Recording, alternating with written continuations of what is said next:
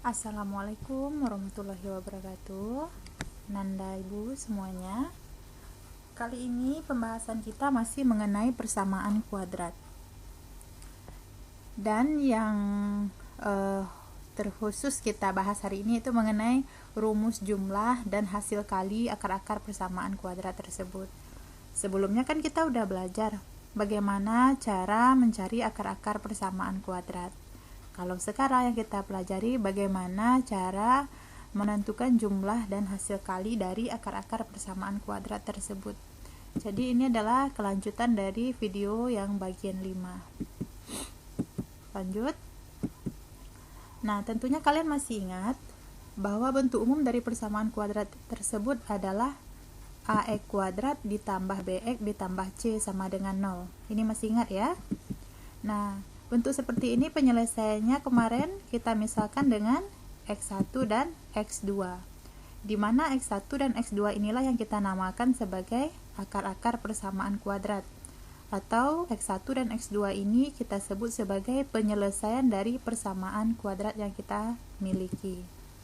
Nah, apabila X1 ditambah dengan X2 bisa kita cari secara langsung tanpa harus menggunakan rumus ABC atau faktorisasi atau juga melengkapkan bentuk kuadrat sempurna. Jadi kalau seandainya ada soal menanyakan berapa nilai dari X1 ditambah X2, jadi kita tidak harus menentukan terlebih dahulu berapa sih X1 dan berapa sih X2. Jadi kita langsung saja menggunakan rumus min B per A ini. Nah, ini harus dihafal ya.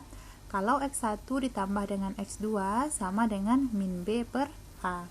Inilah yang disebut sebagai rumus jumlah dari akar-akar persamaan kuadrat.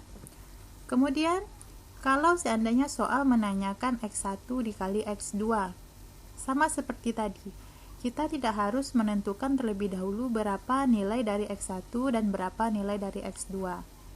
Jadi langsung saja kita gunakan rumus C per A. Ini juga harus dihafal ya, yang dua ini.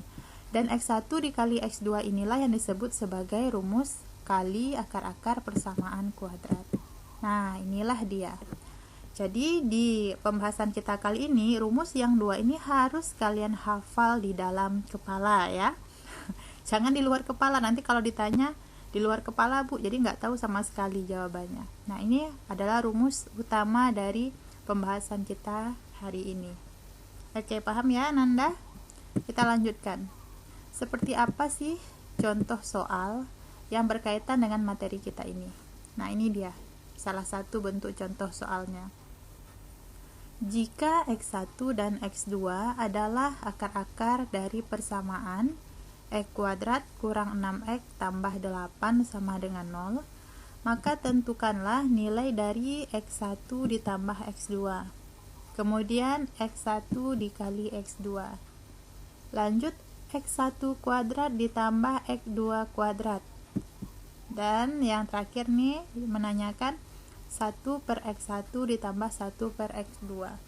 Nah, masih banyak lagi ya sebenarnya contoh-contoh soal dari pembahasan kita ini, tapi yang biasa keluar adalah contoh yang seperti ini. Nah, pokoknya apapun yang ditanya, kalau seandainya pembahasannya mengenai nilai dari jumlah dan hasil kali akar-akar persamaan kuadrat, rumus yang dua tadi itulah intinya. Jadi dia mau nanyakan apapun, kita nanti langsung bisa menjawabnya. Oke, kita masuk ke pembahasan.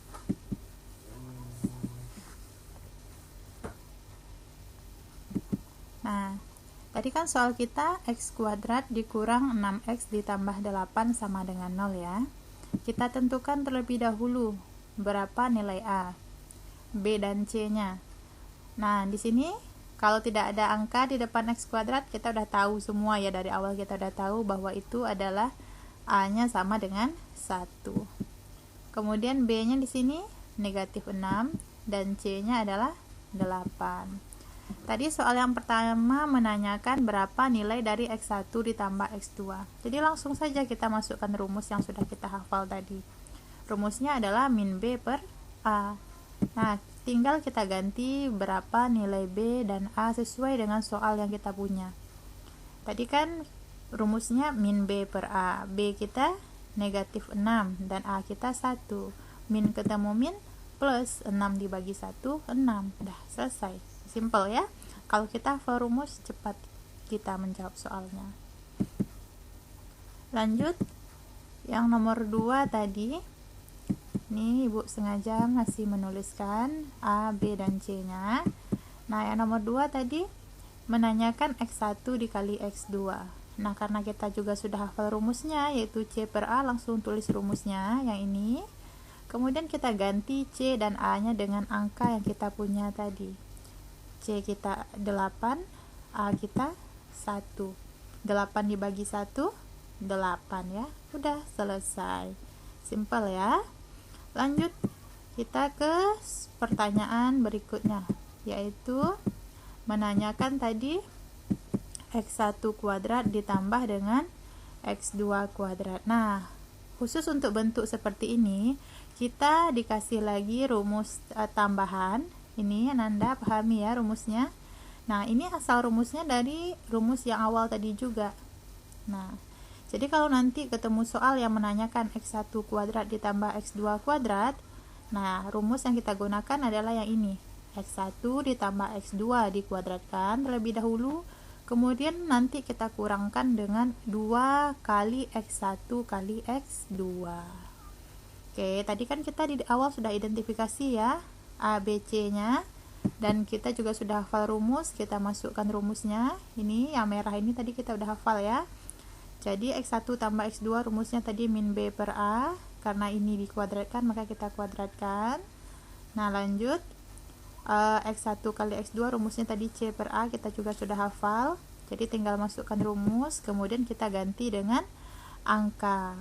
Kebetulan tadi di soal A dan B kita udah dapatkan jawabannya. Nah jadi ya udah, kita langsung masukkan saja angka yang kita peroleh tadi.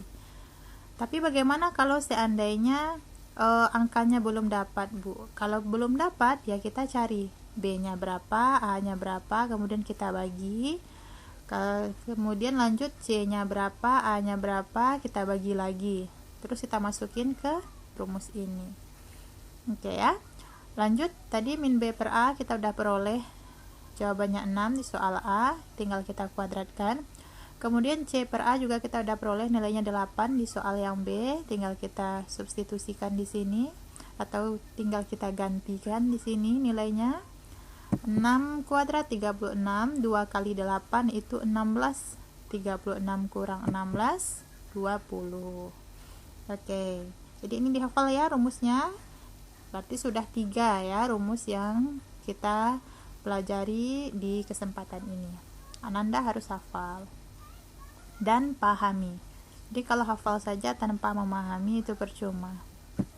Lanjut, soal tadi yang terakhir, dia menanyakan 1 per X1 ditambah dengan 1 per X2. Nah, ini rumusnya, tipsnya, rumus cepatnya ini dia. Jadi ini udah cara mudah ya yang Ibu ajarkan. Jadi kalian tinggal pahami dan kemudian hafalkan rumus-rumusnya. Jadi kalau jumpa seperti ini bagaimana cara menyelesaikannya? Nah, penyebutnya kita kalikan dan pembilangnya kita bikin bentuk seperti ini. Kalau dia 7 per X1 ditambah 7 per X2, berarti angka 1 ini yang di depan tanda kurung kita ganti dengan 7. Bu, bagaimana kalau seandainya angkanya beda, Bu? Misalnya 2 per X1 ditambah dengan 3 per X2. Ada nggak Bu soal seperti itu? Tidak ada ya sejauh ini. Pertanyaannya pasti selalu sama pembilang itu angkanya. Oke? Karena X1 dan X2 tadi di awal kita udah dapatkan, maksudnya X1 tambah X2 kita udah dapatkan, X1 kali X2 kita juga udah dapatkan, jadi tinggal kalikan dengan angka yang sudah kita peroleh atau dengan angka yang sudah kita dapat. Bagaimana kalau angkanya belum kita dapat? Ya kita cari terlebih dahulu menggunakan rumus min B per A dan C per A. Oke? 1 kali 6 dibagi dengan 8. 6 itu hasil dari min B per A, 8 itu hasil dari C per A, yaitu jawaban dari soal A dan B tadi. Jadi kita nggak usah cari ulang, tinggal masukkan saja angkanya. Jadi jawabannya adalah 6/8. Kita sederhanakan, sama-sama bagi 2, 3/4. Oke ya Nanda. Jadi sudah 4 rumus yang kita pelajari pada kesempatan ini. Jangan lupa, tak bosan-bosan Ibu mengingatkan, hafalkan dan pahami rumusnya. Oke. Nah, supaya anak-anak Ibu lebih paham lagi mengenai pembahasan kita kali ini, Ibu kasih satu latihan soal. Ini dia. Kerjakan soal-soal latihan ini ya di buku latihannya masing-masing. Oke, sekian dulu pembahasan kita. Jangan lupa tugas-tugasnya dikerjakan, dipahami materinya. Jangan asal ditonton saja, tapi benar-benar dipahami ya. Nah, kemudian seperti biasa, jangan lupa like, subscribe, dan nyalakan tombol loncengnya ya. Oke, terima kasih semuanya. Assalamualaikum warahmatullahi wabarakatuh.